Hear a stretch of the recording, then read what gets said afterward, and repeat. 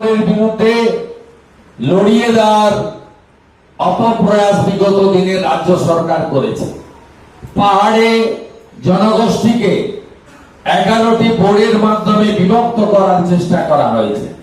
কখনো মতুয়া নমশূদ্রদের আরাধ্য দেবদের ভগবানদের অপমান করা হয়েছে, কখনো রাজবংশী সমাজকে অপমান করা হয়েছে। আপনারা সেটা দেখেছেন। আসুন আমরা এমন একটি স্বপ্নের সরকার তৈরি করি যে সরকার এবং ভারতীয় জনতা পার্টি মানুষের প্রত্যাশা পূরণ করতে পারবে। আমরা চাই শুধুমাত্র ঝান্ডার পরিবর্তন, দলের পরিবর্তন, মুখের পরিবর্তন, ব্যক্তির পরিবর্তন নয়, আমরা চাই ব্যবস্থার পরিবর্তন হোক।